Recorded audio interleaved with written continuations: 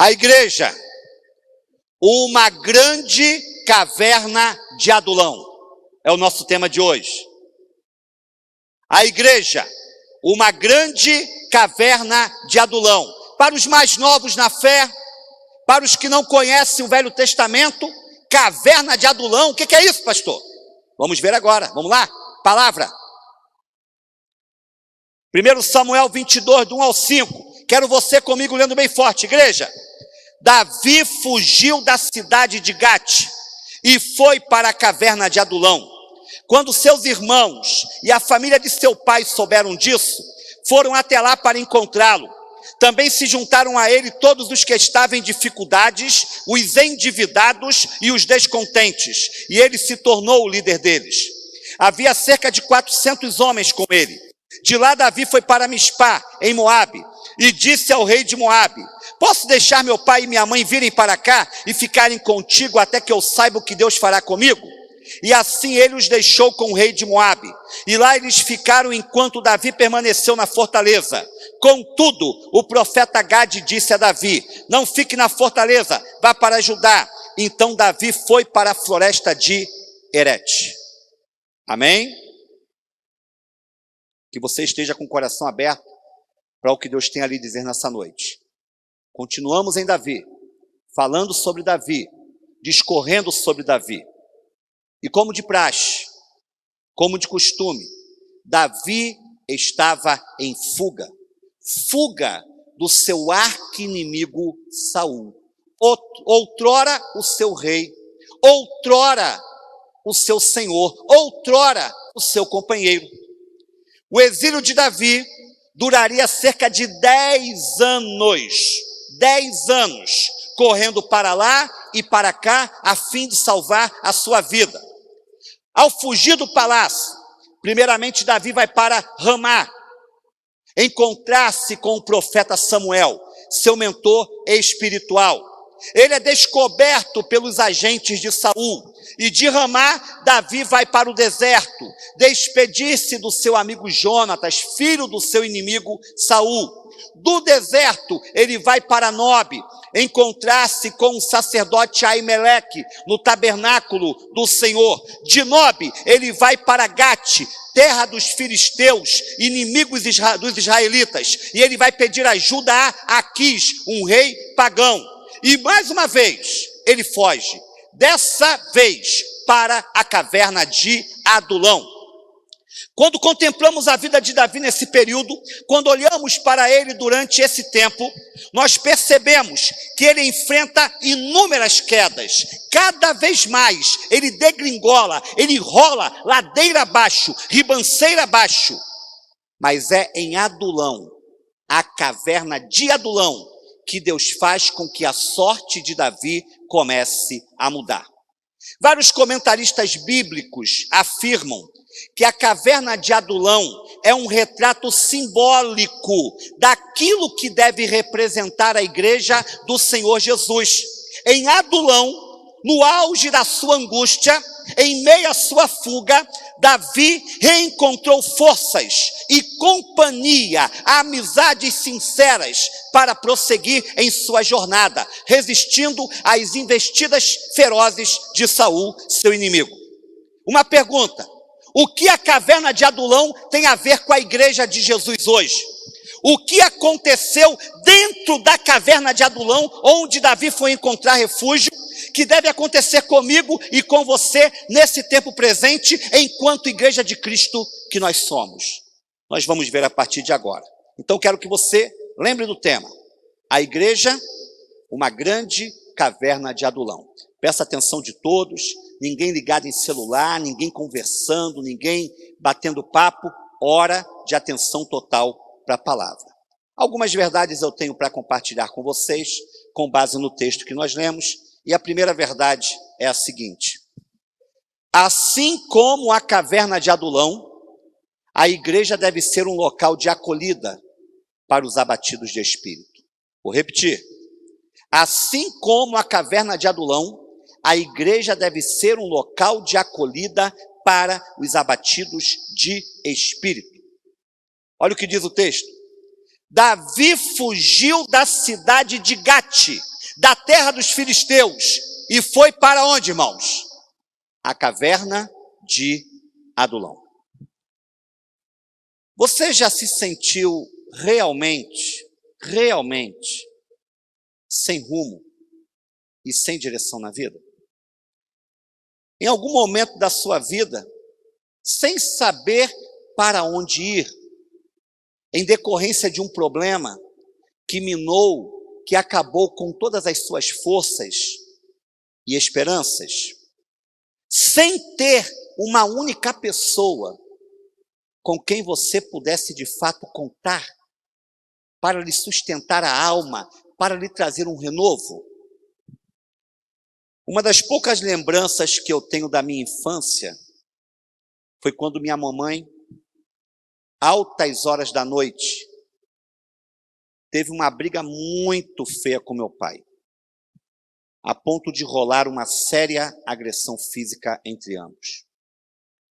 Profundamente angustiada, ela pegou a mim, minha irmã, na época ainda uma menina de colo, e partiu como uma louca para a praia de Copacabana. Fugiu de casa enquanto meu pai dormia, após a terrível discussão. E todos nós chorávamos compulsivamente. Eu, sem entender muita coisa ainda, minha irmã e minha mãe, principalmente. Ao chegarmos à praia de Copacabana, por volta da meia-noite, uma noite fria de inverno, praia vazia, tudo escuro, não havia a sofisticação que nós temos hoje em dia.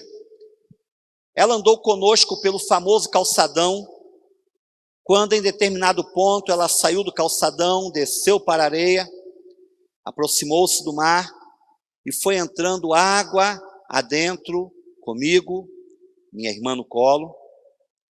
E nós choramos ainda mais com a baixa temperatura da água, com o vento forte que batia no nosso rosto, mas choramos de fazer um desespero. E eu creio que, assustada com os nossos gritos, minha mãe decidiu sair da água. Deu-nos um abraço muito apertado, em prantos, e saiu da água, voltou para o calçadão e pegou o primeiro ônibus que passava, sem saber sequer para onde aquele ônibus ia. No meio da madrugada, lá pelas 4 da manhã, nós estávamos de volta em casa, meu pai ainda dormindo, sem saber o que havia acontecido. Ainda muito novo, eu não entendi o que tinha ocorrido, qual era o objetivo dela. E há poucos anos, numa conversa na sala, me veio à mente essa memória, me veio à tona essa lembrança. Eu perguntei: mamãe, lembra daquele dia, nós éramos pequenos ainda, a senhora saiu conosco como uma louca para Copacabana, chegou a entrar no mar, depois voltou, fomos para casa. O que é que a senhora queria de fato naquele dia? E ela, um tanto sem graça, baixou a cabeça e disse: naquele dia, eu iria me matar, juntamente com você, sua irmã. Eu iria entrar água adentro e morreríamos todos afogados. Quando perguntei a ela o porquê de tamanha loucura, insensatez, ela disse que não tinha uma razão lógica. Simplesmente estava cega, dominada pela falta de fé, sem nenhuma noção de um destino seguro para o qual ela pudesse ir, sem nenhuma pessoa com quem pudesse encontrar apoio. Ela só queria fugir para o lugar mais longe que pudesse e pensou na morte como esse lugar longínquo. Sinceramente, não me responda. Você já se sentiu assim em algum ponto da sua caminhada nesse mundo? De certa forma, eu creio que esta foi a sensação de alma de Davi. Totalmente solitário, sentindo-se abandonado, entregue à desgraça, ao desespero, não tinha paz, parava num lugar, perseguição, parava no outro, era desprezo, chegava em outro, ele era ridicularizado. Davi sentiu-se deprimido até o ponto mais baixo da sua alma. Foi nesse contexto, dentro da caverna de Adulão, que ele escreveu o Salmo 142. Lu já o recitou aqui, mas eu quero repeti-lo com vocês. Vamos lá? Comigo, igreja, vamos? Em alta voz clamo ao Senhor, elevo a minha voz ao Senhor, suplicando misericórdia, derramo diante dele o meu lamento, a ele apresento a minha angústia. Quando o meu espírito desanima, és tu quem conhece o caminho que devo seguir. Na vereda por onde ando, esconder uma armadilha contra mim. Olha para a minha direita e vê, ninguém se preocupa comigo, não tenho abrigo seguro, ninguém se importa com a minha vida. Clamo a ti, Senhor, e digo, tu és o meu refúgio.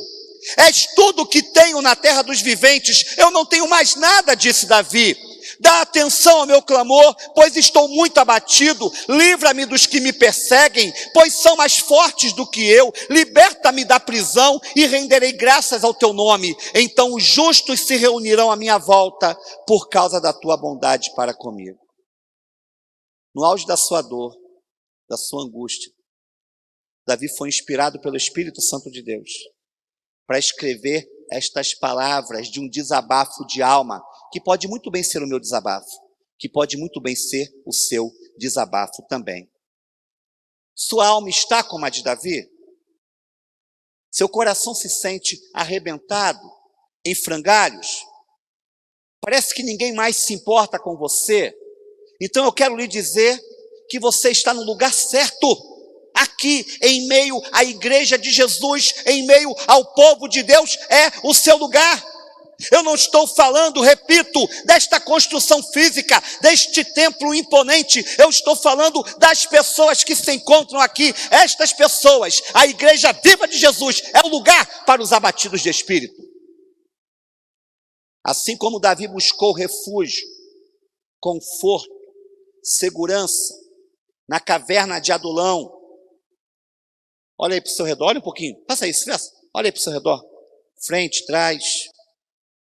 Essa gente que você está vendo é o seu lugar de segurança e abrigo. Jailton, olha para trás, Jailton. Davi, olha para Jailton, Davi. Pastor Gena, olha para Jailton. Jailton, Davi e Pastor Gena são suas fontes de abrigo. Luiz, olha para Robério. Robério, olha para trás, Robério. Luiz, olha lá para Guilherme. Guilherme e Robério. Luiz, são suas fontes de abrigo. Somos todos doentes, tratados pelo mesmo médico, nosso terno e companheiro Jesus. Estamos todos no mesmo barco. Carecemos todos do mesmo Salvador, do mesmo resgatador, do mesmo libertador. E é aqui o lugar onde nós o encontramos. Tiago, capítulo 5. Entre vocês, há alguém que está doente? Há alguém que está doente aqui? Que ele mande chamar os presbíteros da igreja, para que estes orem sobre ele e o unjam com óleo em nome do Senhor. A oração feita com fé curará o doente, o Senhor o levantará. E se houver cometido pecados, ele será perdoado. Portanto, confessem os seus pecados uns aos outros e orem uns pelos outros para serem curados. A oração de um justo é poderosa e eficaz. Tiago 5, 14 ao 16. Que este espaço, meus irmãos, seja um espaço de cura e acolhida para as almas doentes e cansadas em nome de Jesus. Se não for assim, é melhor fechar estas portas, estas janelas, jogar a chave fora, mandar vir aqui uma equipe de demolição, porque esse lugar só tem validade, só tem sentido, só tem propósito, se for para curar a partir da minha e da sua vida. Nós que somos o povo de Deus. A caverna de Adulão, assim como a igreja, é um lugar de repouso para as almas abatidas, como a de Davi estava. Segunda verdade, Assim como a caverna de Adulão, a igreja deve ser o local de restauração para a família. Assim como a caverna de Adulão, a igreja deve ser o local de restauração para a família. Vamos para a palavra. Quando seus irmãos e a família de seu pai souberam disso, foram até lá para encontrar-se com Davi. Há muito tempo que a família de Davi não lhe dava atenção. Seu pai quase se esquecera da sua existência, quando o profeta Samuel foi ungir um dos seus filhos como futuro rei de Israel. Lembra da história? Uai, só tem esses filhos? Tem um que está lá no campo ainda, apacentando as ovelhas, mas eu acho que você não vai querer ele, não. Mais tarde, quando foi para a guerra e estava pronto para lutar com Golias, os irmãos o desprezaram, dizendo o seguinte: você veio fazer o que aqui, moleque? Qual é a sua? Você veio se mostrar? Veio se exibir? Está se achando quem? Vai voltar para o campo? Vai tomar conta das ovelhas? A família de Davi ficou longe dele durante todo o período em que ele foi implacavelmente perseguido por Saul. Você não vai ver ninguém saindo em apoio de Davi. Seu pai Jessé não foi, nenhum dos seus irmãos foi. E aqui agora está Davi, com o espírito moído, com a alma em frangalhos. E vejam quem vem à sua procura. Quem, irmãos? Seu pai, seus irmãos e o restante da sua família. O que é que isso me ensina? Houve reconciliação na caverna de Adulão. Até rima. Dá para fazer um repente aí. Houve reaproximação. Houve reaconchego. Restauração de relacionamentos. Eu creio que este é o papel da igreja. Reconciliar famílias. Restaurar casamentos. Trazer harmonia entre pais e filhos. Acabar definitivamente com o ciclo de ódio que muitas vezes prevalece no lar. A igreja é a comunidade promotora da paz principalmente no âmbito familiar. Observe a promessa de Deus. Está lá em Malaquias 4:6. O Senhor converterá o coração dos pais aos filhos e o coração dos filhos a seus pais. Isso é promessa de Deus para a sua vida. E olha a atitude de Davi. Davi não tinha rancor. Davi não tinha ressentimento do abandono sofrido. Davi não agiu com retaliação, pelo contrário. Ele tratou com amor a sua família. Ele preocupou-se com ela. Observa o texto. Olha o que diz o texto. De lá, da caverna, Davi foi para Mispá, em Moabe, e disse ao rei de Moabe: posso deixar meu pai e minha mãe virem para cá e ficarem contigo, até que eu saiba o que Deus fará comigo?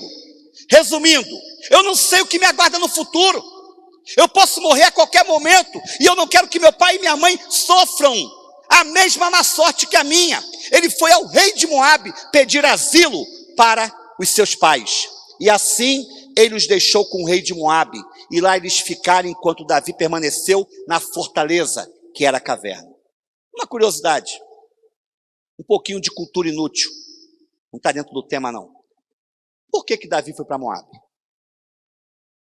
Porque Davi foi para Moabe? Logo para Moabe, outra nação pagã, estrangeira e inimiga de Israel. Por que Davi foi pedir asilo para os pais dele em Moabe, junto ao rei de Moabe? Um jantar para quem acertar. Um jantar. Um jantar para quem acertar. Por que Moabe? O que tinha de especial em Moabe?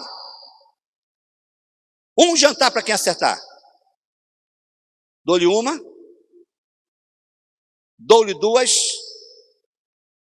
dou-lhe três. Perderam um jantar. Vocês iam comer no restaurante Senhor, no Senhor, o que vocês quisessem no cardápio. Perderam, não tenho culpa, bobagem de vocês.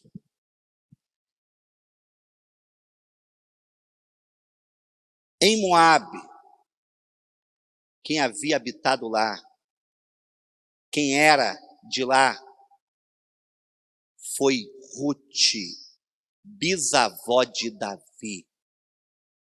Lembram da história? Ruth e Boaz. Bisavós de Davi. Ou seja, ele tinha parentesco com o povo de Moabe, por parte da sua bisavó. Então ele achou que era uma questão lógica pedir apoio àquele povo. Só um pouquinho de cultura para você poder depois até colocar isso como curiosidade. Mas eu quero voltar para o nosso texto. Davi só ficou em paz, só teve tranquilidade, quando percebeu que a sua família estava em paz e tinha tranquilidade. Ele priorizou os seus entes queridos. Ele priorizou a segurança deles. A minha pergunta é: esta tem sido a nossa preocupação como pais, como filhos, como cônjuges, companheiros, companheiras? Temos nos preocupado espiritualmente com aqueles que o Senhor nos deu para cuidar em nossa própria casa? A salvação que chegou para você, filho, filha, tem que chegar também para todo o seu lar em nome de Jesus. A libertação que atingiu você pelo sangue de Cristo tem que atingir também todos os da sua casa em nome de Jesus. Vamos lá, palavra. Certa mulher chamada Lídia, da cidade de Tiatira, vendedora de púrpura, temente a Deus, nos escutava. O Senhor lhe abriu o coração para atender às coisas que Paulo dizia. Depois de ser batizada, ela e toda a sua casa. Ó, que coisa linda, irmãos. Glória a Deus que algumas pessoas aqui têm experimentado isso. Eu poderia falar de Marli, que está aqui. Quantas lágrimas por Jorginho. Eu poderia falar de Ruth, que está ali. Quanto clamou pelo seu marido. E hoje ele está aqui. Uma bênção maior do que já era. Tantas pessoas que eu poderia apontar aqui. E eu quero dizer para você, meu irmão, minha irmã, que ainda não teve a concretização dessa promessa em sua casa. Não olhe com inveja para estas famílias restauradas. Não olhe com frustração para estes que já foram alvos do poder de Deus. Mas olhe com a esperança de que a mesma transformação que alcançou esse lar, que está próximo a você, pode alcançar também a sua família. Vem aqui, Lourdinha. Eu creio que Lourdinha é um dos maiores exemplos de uma mulher que batalhou em oração, perseverou como guerreira do Senhor, a princípio sozinha, e hoje ela pode dizer que eu e a minha casa servimos ao Senhor. Graça e paz, igreja. Hoje eu posso dizer que eu e minha casa servimos e serviremos ao Senhor. Há 20 e tantos anos atrás, há 25, 26 anos atrás, eu conheci meu esposo. Nós não éramos servos de Deus, não éramos cristãos. E eu aceitei Jesus na Igreja Assembleia de Deus. E meu marido ficou no mundo, perdido, resistente ao Evangelho, resistente a Deus, não tinha religião, tinha aversão a crente, e eu precisava de um milagre do Senhor. E foi aí que eu determinei que o inimigo não tinha poder sobre o meu lar, e que eu e minha casa, um dia eu ia ouvir E um dia eu ia dizer que eu e minha casa servimos e serviremos ao Senhor. E eu fui para o joelho orar, 12 anos de oração, consagração, jejum, choro, muita lágrima. Ele chegava às vezes 4 horas da manhã, eu estava de joelhos dobrados, minha filha, ela sabe, conhece essa história. 4 horas da manhã, meu esposo é militar, na rua, trabalhando, traições, e eu determinei que meu casamento só a morte separava, e eu precisava de pagar um preço pelo meu lar. Chegava 3, 4 horas da manhã, eu de joelho.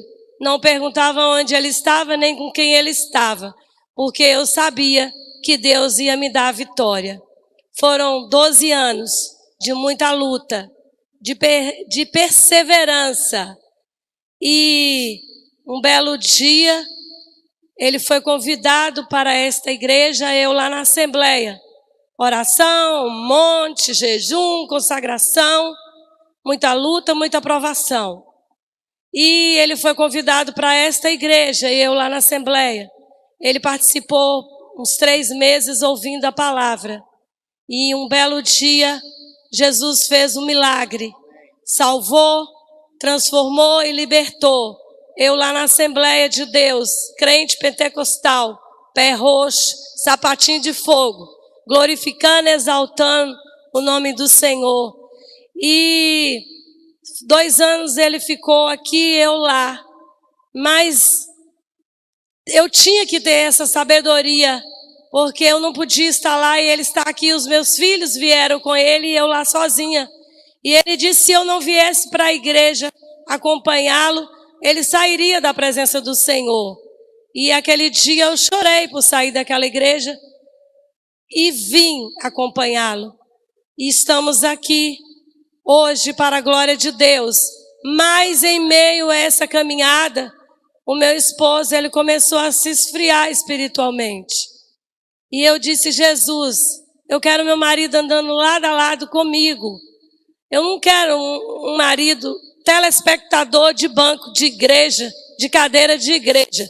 Chegar aqui, ouvir a palavra e tá tudo bem e não fazer nada para a obra do Senhor.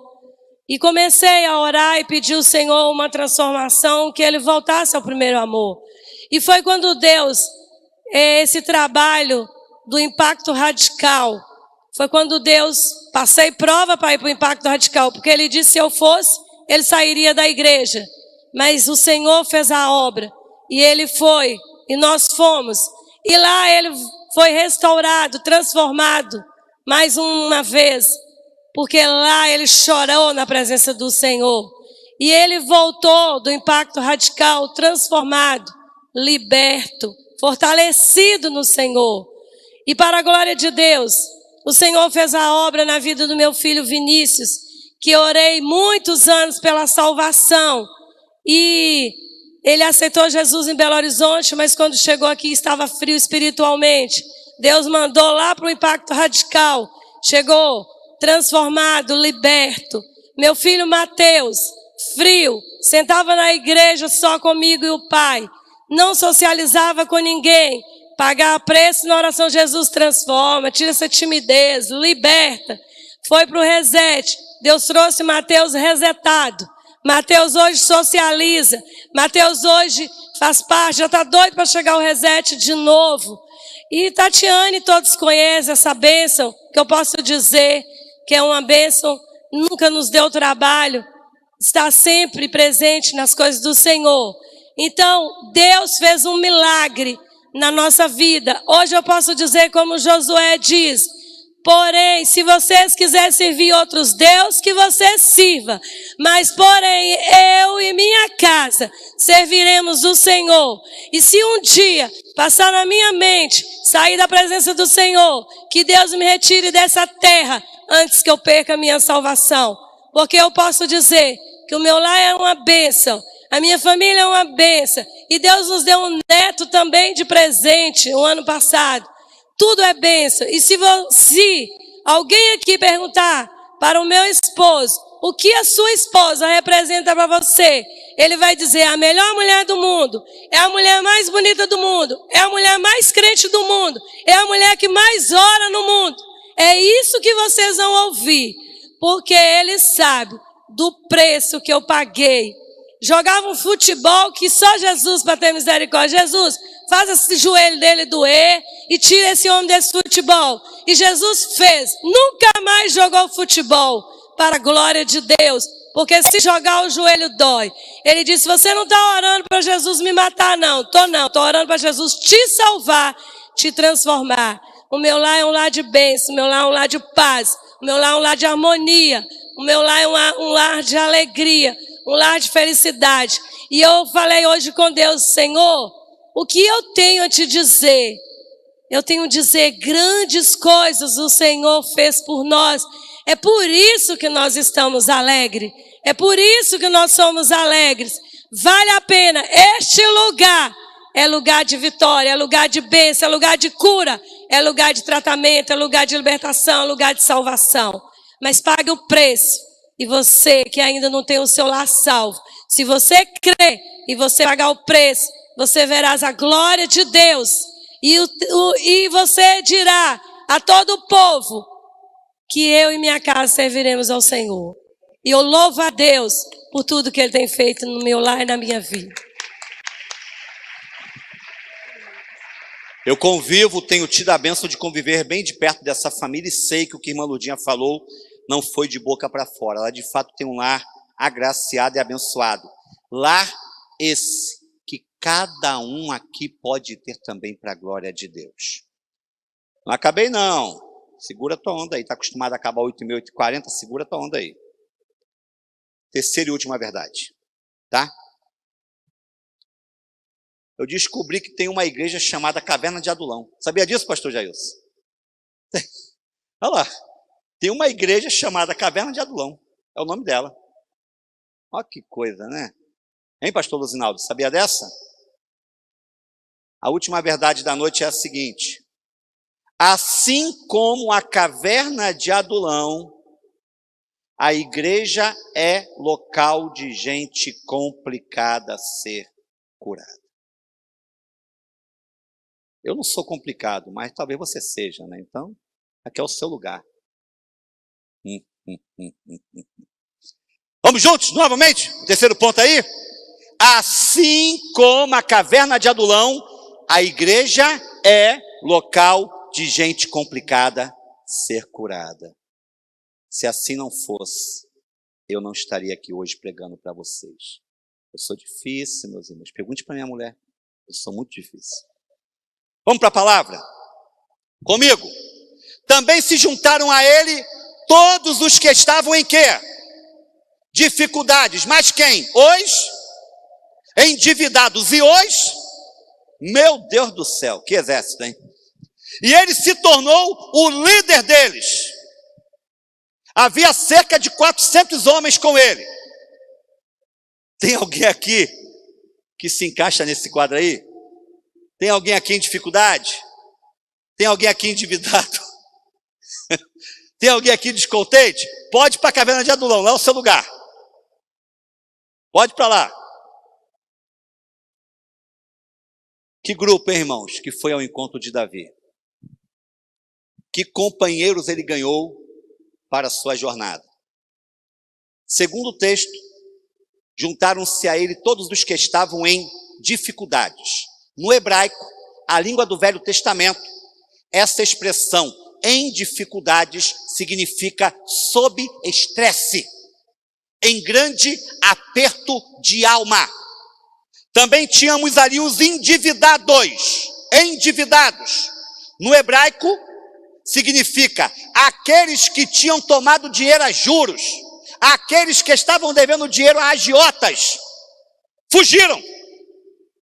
E por último, ali estavam todos os descontentes, aqueles que estavam com a alma amarga, atormentada. Naquele tempo, nós sabemos, a terra estava sofrendo debaixo do reinado de Saul. Saul cobrava impostos excessivos do povo, maltratava o povo, estava com a alma doente e ninguém sabia o que esperar dele. Era um homem de atitudes loucas, impensadas, precipitadas.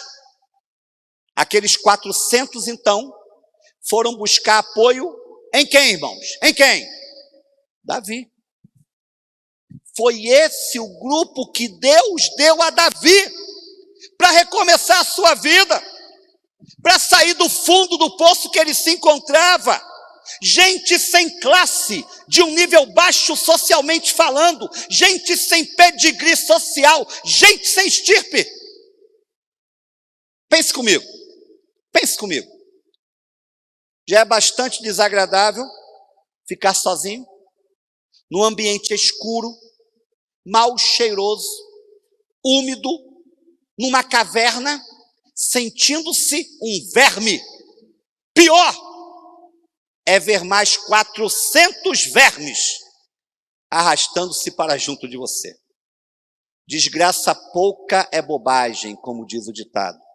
Situação terrível era a de Davi. Só que havia um detalhe. Foca aqui em mim. Abel, foca aqui em mim, Abel. Deus estava trabalhando naqueles homens e em Davi, a partir da lamentável situação vivida dentro da caverna. A caverna não era mais apenas um local de refúgio. A caverna não era tão somente um esconderijo para Davi. A caverna tornou-se o campo de treinamento de Davi. E daqueles 400 homens, aqueles homens desprezados e desprezíveis, tornaram-se depois um grupo que ficou conhecido como os valentes de Davi. Foram aqueles 400 homens que não tinham o que perder, que ninguém queria perto. A escória da sociedade, párias, marginais, foram aqueles homens que se tornaram depois os estrategistas de guerra, os líderes militares de Davi, os generais do seu exército, os comandantes, os seus governadores. Foram eles que ajudaram Davi a tornar Israel o maior império da sua época. Olha que coisa linda, irmãos. Que coisa linda.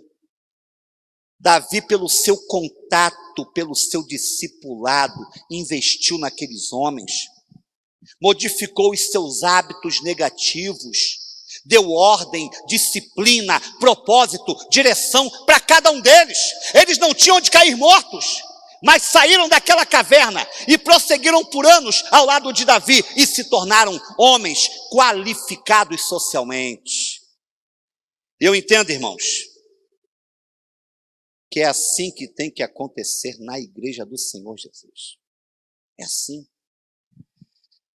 Não podemos escolher com quem queremos lidar. Fiquei muito triste esses dias quando recebi um testemunho negativo de um vendedor que me atendeu numa loja, perguntando-me de que igreja eu era pastor, dizendo que estava afastado já há alguns anos, porque o seu líder havia feito um processo seletivo na igreja, abraçando apenas os mais ricos, os melhores colocados financeiramente, economicamente. Ele tentou se aproximar, tentou se achegar, mas percebeu que o grupo não lhe dava espaço. Não é assim que age, não é assim que procede a igreja de Jesus, irmãos.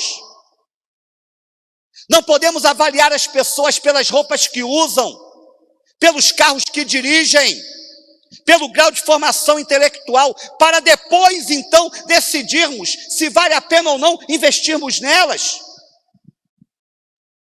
Cá para nós. Se Davi pudesse escolher, certamente ele não escolheria aquele grupo. Escolheria? Escolheria, Rogério? Escolheria, Felipe?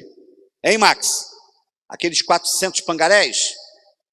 Nunca. Só um louco. Mas foi o que Deus deu a ele.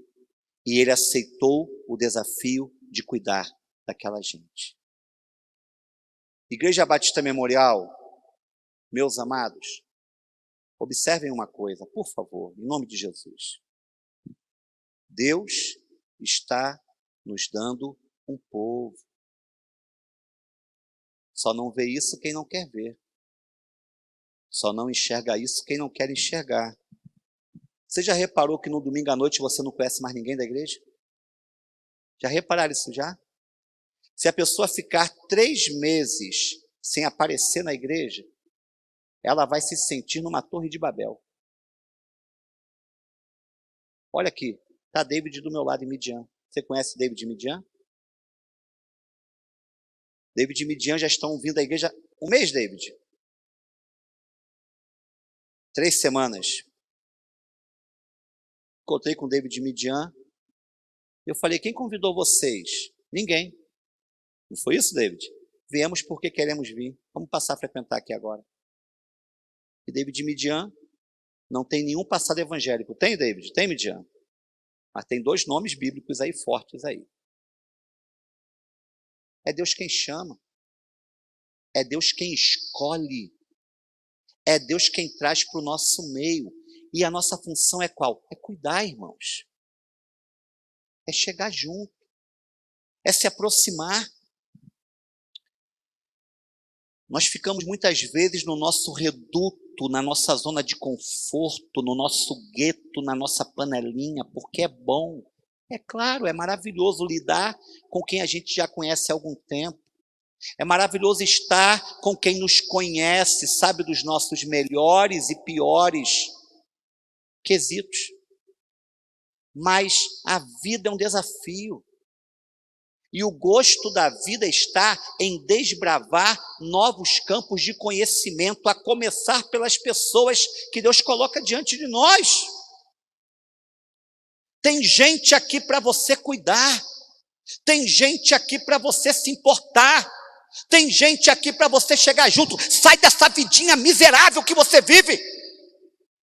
Casa, trabalho, igreja. Casa, trabalho, igreja. Quer saber só da sua mulherzinha, do seu maridinho, do seu filhinho. Colocou a família no altar, não andou. E se esqueceu que você também tem uma outra família de ordem espiritual. Você tem irmãos, você tem primos, você tem pais espalhados nesse mundo de Deus.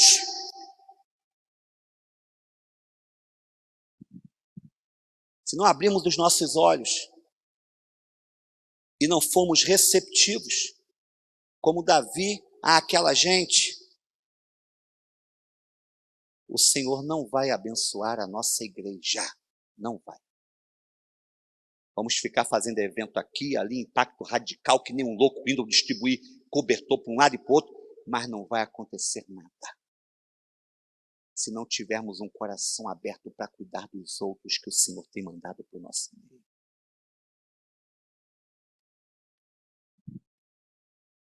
Precisamos repensar a nossa postura enquanto igreja. Olha como é que Davi fez.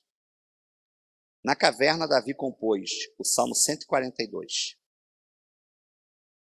E na caverna ele compôs outro salmo.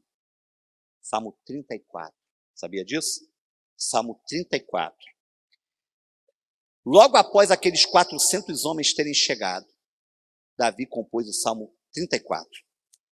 E nesse salmo ele tinha uma palavra de cura para cada um daqueles homens. Olha que coisa interessante, irmãos. Vamos lá? Aos preocupados, aos atribulados de coração, aos ansiosos de espírito. Olha o que Davi fala. Provai e vede que o Senhor é bom. Bem-aventurado o homem que nele se refugia. Coisa linda. Aos endividados, aos que estavam nas mãos dos credores, ele diz o seguinte, temei ao Senhor vós, os seus santos, pois nada falta aos que o temem. Aos descontentes, olha o que ele diz, os leõezinhos sofrem necessidade e passam fome, porém, aos que buscam o Senhor, bem nenhum lhes faltará, glória a Deus. No final do Salmo 34, ele dá uma lição resumida a todo o grupo. Olha o que ele fala. Muitas são as aflições do justo, Escuras e solitárias são as cavernas dos justos. Não está isso na Bíblia. Estamos colocando como um acréscimo para explicar o texto. Mas o Senhor o livra de todas. De todas. Aquele povo complexo e complicado ganhou novas perspectivas de vida ao lado de Davi. Isso é igreja. Essa comunidade aqui existe para dar a luz em meio às trevas, para conceder vida em meio à morte, para fornecer esperança em meio à desilusão, para gerar alegria em meio ao pranto, para produzir sentido de vida em meio à falta de propósito, para incutir fé em meio à incredulidade de alma. Venha para cá quem Deus quiser trazer para o nosso meio. Recebamos as pessoas mais loucas da cidade. Tem chegado muitas famílias e nós temos visitado algumas delas. E, irmãos, eu estava conversando até com o pastor Absalom. Absalom, tem chegado cada pepino, cada problema, cada luta, cada dificuldade. Mas é isso aí, a igreja é isso. A igreja é isso. Pessoas que precisam ser podadas, tarimbadas, lapidadas, como diamantes no estado bruto. Que venha quem o Senhor quiser trazer para cá. E que nós tenhamos um coração aberto para receber a todos que o Senhor trouxer. No fundo, nós não passamos de uma grande caverna de Adulão. Eu já fundei duas igrejas. E fui muito contestado pelos nomes que eu dei às igrejas.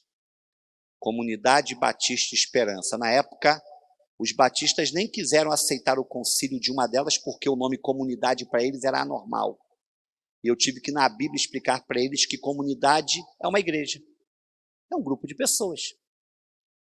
Mas se um dia Deus me fizer agir loucamente de novo, largando tudo para implantar uma outra igreja, eu acho que eu não vou fazer mais isso.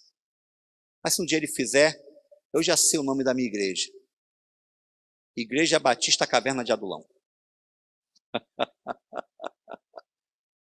Só louco vai entrar, mas é bom. Vem, que a gente vai passar por um tratamento do Senhor. Que você esteja aberto para ser bênção. Bênção para quem precisar de você. Baixa a sua fronte. Vamos orar. Vamos orar assim.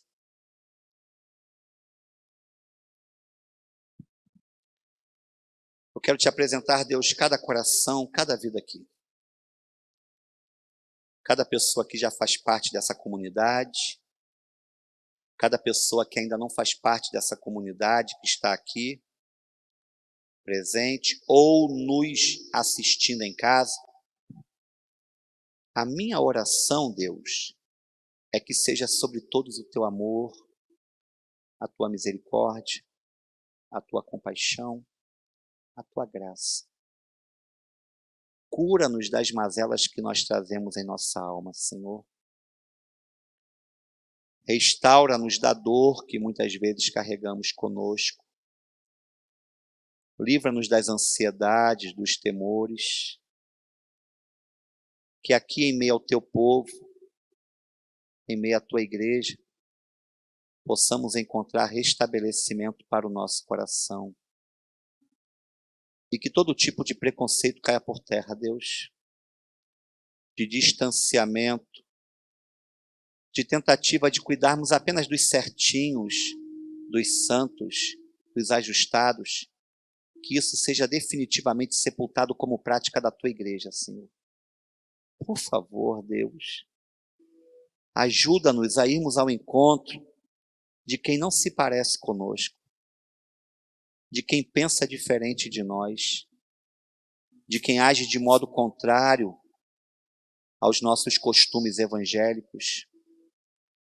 Ajuda-nos, Pai, a sermos uma caverna de adulão, estando de portas abertas para recebermos todos os diferentes, todos os que estão endividados na alma, aturdidos no espírito, descontentes com a vida.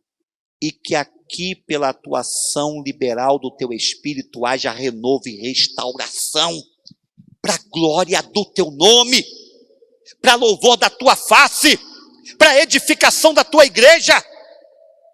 Salva, restaura, edifica vidas a partir de um coração aberto nessa comunidade, ó Pai. Ajuda-nos a sermos a igreja que o Senhor quer que sejamos. Tira do nosso meio a mentira, a falsidade, a fofoca, a intriga, o mexerico, o espírito de legalismo, o farisaísmo, comportamentos que não te agradam, de pura religiosidade, sem vida verdadeira. Tira do nosso meio isso, Senhor, em nome de Jesus. E nos dá, ó Pai, coração totalmente tratado pelo Senhor. Estamos aqui com as nossas doenças, estamos aqui com as nossas enfermidades, estamos aqui com as nossas falhas, mas reconhecendo que é o Senhor quem cuida de nós. E um dia seremos como o teu Filho Jesus é, Senhor. Cremos nisso. É promessa tua. Em nome de Jesus.